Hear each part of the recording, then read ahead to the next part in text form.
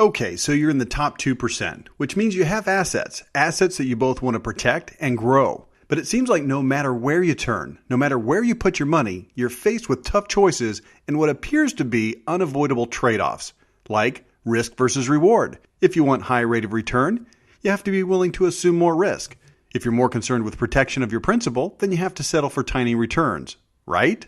Well, maybe not. Conventional wisdom says there's no such thing as a perfect asset. There will always be some kind of gotcha or road bump to slow you down. Sometimes that's trading safety for returns or returns for safety. Sometimes the gotcha is hefty expenses that eat away your profits or unavoidable taxes or lack of liquidity. Sometimes it might even feel like the system is rigged against you. After all, every dollar you lose to the market or expenses or to taxes ends up in somebody else's pocket. And those somebody else's are almost always huge organizations with lots of influence and lots of power. Expenses go directly from your portfolio into the pockets of banks, brokers, money managers, insurance companies, and lenders. Market losses inevitably end up as gains in somebody else's portfolios, usually sophisticated brokers and institutional traders. And taxes, of course, go straight into the black hole known as the IRS. But let's buck conventional wisdom for just a minute. What I want to do is propose to you a perfect asset. One that would appeal to you whether you tend to be more of a saver who prioritizes protecting your money over growing it, or if you tend to be more of an investor who prioritizes growing your money over protecting it. I know you want both protection and growth, so let me propose to you the perfect asset. First of all, it would have 100% liquidity. If you wanted your money for any reason, opportunity, or emergency, you could get it instantly with no penalties, no waiting, no hassles. Second, the perfect asset would have no risk. It would have no default risk, meaning the financial institution holding the asset would be extraordinarily strong and have absolutely zero chance of defaulting.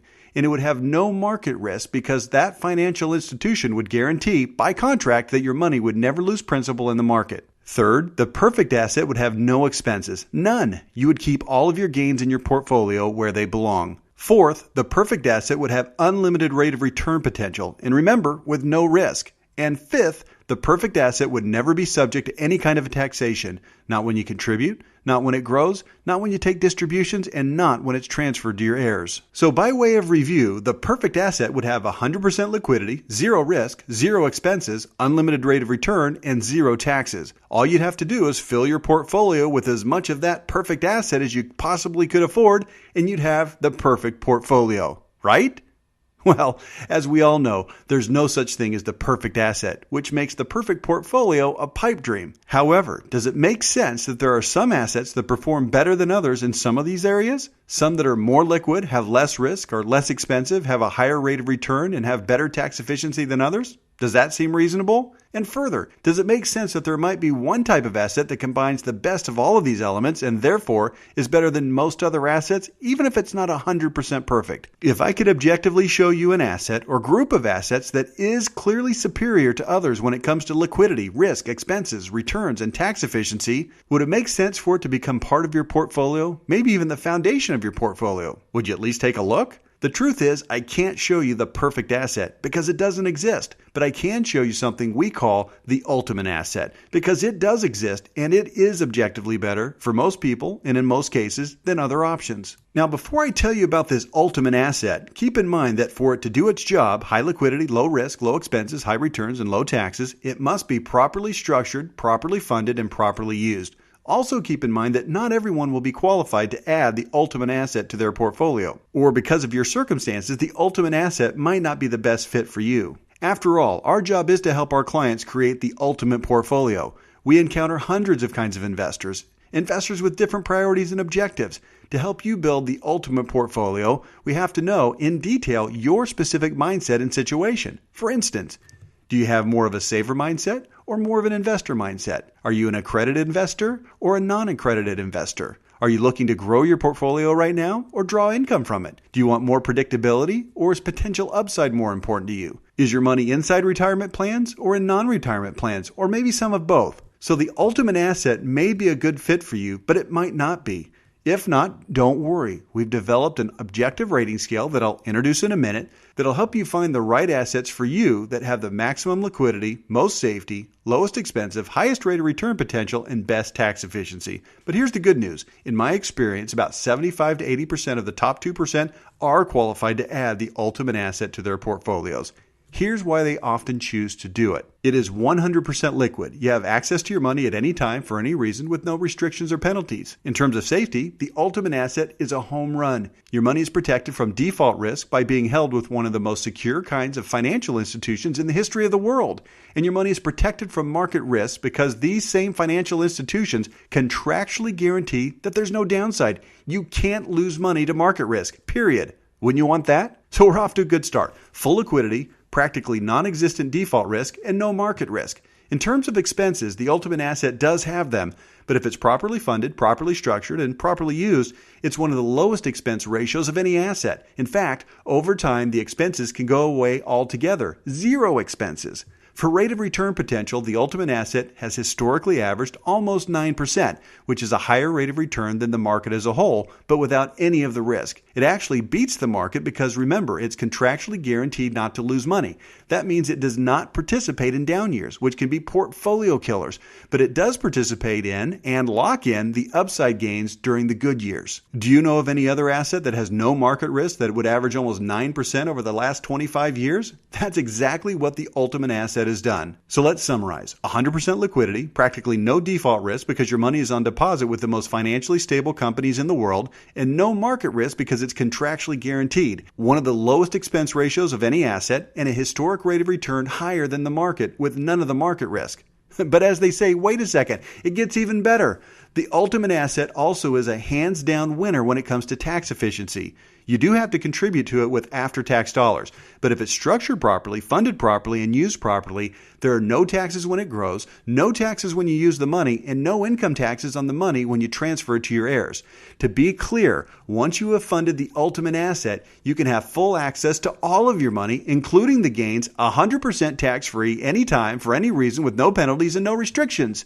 The only other asset with similar tax efficiency is a Roth IRA, but Roth IRAs can still expose you to significant market risk and could have significant expenses depending on the underlying assets you hold. And since Roth IRAs are limited to people with incomes of less than about $200,000, you probably aren't even eligible because you make too much money. You are in the top 2%, aren't you? We've already agreed that there is no such thing as a perfect asset, but I've just listed an asset that if structured properly, funded properly, and used properly is 100% liquid, has very, very little default risk and zero market risk, has among the lowest expenses long-term of any kind of asset, has returns that have historically beat the market with no downside risk, and is more tax efficient than any other asset, similar to a Roth IRA.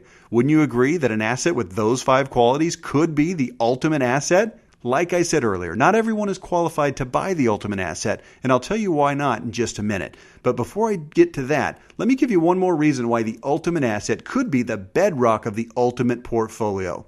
If you're an investor, meaning you prioritize growth over safety, the ultimate asset does not compete with your favorite kinds of investments in your portfolio, whether that be real estate, businesses, or anything else. It's not an either or, it's a both and. The ultimate asset actually complements your favorite investments and can help you accelerate and multiply your returns. Let me give you an example. If you invested $100,000 in real estate and earned an annual rate of return of 17%, after 20 years, that would grow to about $2.4 million. It's pretty good, isn't it? We can show you how to use the ultimate asset to increase your returns by as much as 4% per year to 21% instead of 17% I just gave you in the example, which compounded over those same 20 years would grow your initial investment to about $4.5 million, nearly double the $2.4 million you might have otherwise ended up with. All of that while the ultimate asset continues to grow, risk-free and tax-free, right beside it. Do I have your attention? If I could show you an asset with all of these benefits, regardless of whether you're a saver or an investor, wouldn't you want to learn more about it? Great. The ultimate asset I've been talking about is part of a class of assets called Guaranteed Index Accounts, or GIA for short. Have you heard of guaranteed index accounts before? They sound familiar to most people, but you might be a little hazy on the details. It might even be a new concept for you. GIAs are sold by banks and insurance companies. The idea is that they provide downside protection via a contractual guarantee by the financial institution. while still allowing you to participate in the upside market potential, which are indexed to the market, hence guaranteed indexed accounts. There are three kinds of GIAs: taxable, tax-deferred, and tax-free. First, taxable GIAs are known as index CDs and are sold by banks. They've been around since the 1980s when they were first introduced by JP Morgan Chase Bank as a way to allow people to have their cake and eat it too, meaning the downside was protected via a contract against loss by the bank, but the index CD holder could participate in the upside potential of the markets. It was a genius idea and it became very popular. But because index CDs are taxable, even though they're a great asset, they wouldn't be considered the ultimate asset for most investors. The second kind of GIAs are tax-deferred and are known as indexed annuities, which are sold by insurance companies. They're very similar to the index CD in that the downside is protected by a contract with a financial institution, but the owner can still participate in the upside of the market. But the indexed annuity has the added benefit that the taxes on the gains are deferred until you actually need the money, generally during retirement, much like a 401k or traditional IRA. And while tax deferral is better than full taxation, it's not better than tax elimination, which is the standard I already set for the ultimate asset. So for that reason, even though indexed annuities are the asset we generally recommend for the 20 to 25% of our clients who aren't qualified for the ultimate asset, they're still not the ultimate asset. Which leads us to the third kind of GIAs, which can be completely tax-free and are known as Indexed Universal Life Contracts, or IUL for short. Like indexed annuities, IUL is also sold by life insurance companies, and like both indexed CDs and indexed annuities, the downside is protected by a contract with a financial institution, but the owner can still participate in the upside of the market. But IUL, when properly structured, funded, and used, has the added benefit that all gains are tax-free and all distributions are also tax-free. For those who qualify, it's literally the ultimate asset. Think about it. It has 100% liquidity, it has very, very little default risk and zero market risk, it has among the lowest expenses of any asset, it has returns that have historically beat the market with no downside risk, and is more tax efficient than any other asset similar to a Roth IRA. What else would you call that other than the ultimate asset? And if your portfolio was built on a foundation of the ultimate asset, then you'd have a great start towards owning the ultimate portfolio, right? If you have a saver mindset, IUL is a dream come true. Your money is 100% protected against market losses, your expenses are low, you won't get wiped out by taxes, and you get all of that with the bonus of historically market-beating growth. If you have more of an investor mindset, IUL is also a dream come true because on top of historically great returns in a no market risk, low expense, tax-free environment, you can actually leverage your IUL to accelerate your returns. Think of it this way. If you're a real estate investor, you have no choice but to partner with a bank, right? You might not think of it that way, but it's true. To qualify for a loan, don't you have to prove to the bank that you have enough liquidity with money in the bank for a down payment and for reserves? And when you have net cash flow in your properties, don't you have to deposit that money back into the bank? And when you leverage or liquidate a property, don't you put that money back into the bank too, at least temporarily? So do you see what I mean when I say you partner with a bank? So if it's true that you're partnering with a bank already, let me ask you this. How does your partner, that bank, how do they treat you? How much does your bank pay you on all that money you have on deposit with them? Here's the good news. You don't have to partner with a bank. Instead, you can partner with a financial institution, a life insurance company, where your money is on deposit in the form of IUL that pays you, historically speaking, an average of almost 9% on your money. It's the same money. It's just that now you have an opportunity to earn close to 9% a year instead of zero. And when you leverage your IUL to invest in something like real estate, the interest rate is contractually guaranteed to never exceed 5% for life. Let me connect the dots. If you're being paid 9% on your money, and meanwhile borrowing money at 5% maximum, that means historically you could have made an extra 4% return on your money. That's how IUL could significantly accelerate your gains. Will your bank give you a lifetime guarantee that their interest rate won't exceed 5%? No way. The ultimate asset does. In other words, if you're an investor and you love real estate, IUL doesn't compete with your real estate. It competes with your bank. If you're qualified, you might want to consider firing your bank partner and instead partner with a life insurance company using the ultimate asset, IUL. That extra 4% is how your 17% annual return on real estate could become 21% on the same properties and compounded over 20 years could grow to $4.5 million instead of just $2.4 million. Just by changing your partner from the bank to the insurance company. It's not magic. It's just simple math. It really is, for the right investor, the ultimate asset. If you're a saver and you're not interested in investing, great. Just ignore all that talk about firing your bank and just utilize IUL as a low-risk, tax-free, robust return saver's paradise. And if you truly are an investor, you should already be able to see how making one minor change to your strategy could massively impact your long-term results. Like I said earlier, our recommendations to our clients are always based on, among other things, first, your mindset, and second, your existing portfolio. And let me be clear, we are not simply an insurance sales organization. We are much different than anything you've ever seen or heard of before because we are experts in all types of assets. We specialize in working with high-income, high-net-worth families to lower taxes, grow wealth, and lower or eliminate risk. IUL does become the foundation of many of our clients' portfolios, and why not? It truly is the ultimate asset based on what I just said. But we also have plenty of clients who it's not the best fit for. And in those cases, we provide guidance in all types of assets, including real estate, annuities, bonds, and more. That being said, your next step will be to watch some of the asset rating videos we've prepared to see how assets you currently own or are considering owning stack up in terms of liquidity, risk, expenses, returns, and tax efficiency. In these videos, you'll see that we've created an innovative rating scale that gives you an objective way to judge any assets so that you can accurately compare them against one another, weigh the pros and cons so you can see which is best for a given situation to build your ultimate portfolio. The innovative asset rating scale we've created is called LISRT, which is an acronym that stands for Liquidity, Safety, Expenses, Rate of Return, and Tax Efficiency. LISRT. You can use LISRT to evaluate any type of asset, including stocks, bonds, mutual funds, IRAs, 401ks, 529 plans, all types of annuities, savings accounts, CDs, whole life insurance, precious metals, real estate, anything. The idea is to reposition assets in your portfolio that have low LISRT scores to one that have higher LISRT scores. That's how you create your own ultimate portfolio. Before you jump in and watch those videos, however, it's crucial that you watch the short video entitled LISRT Overview that will give you some context about how LISRT works and a few things you need to know before watching the individual asset comparison videos.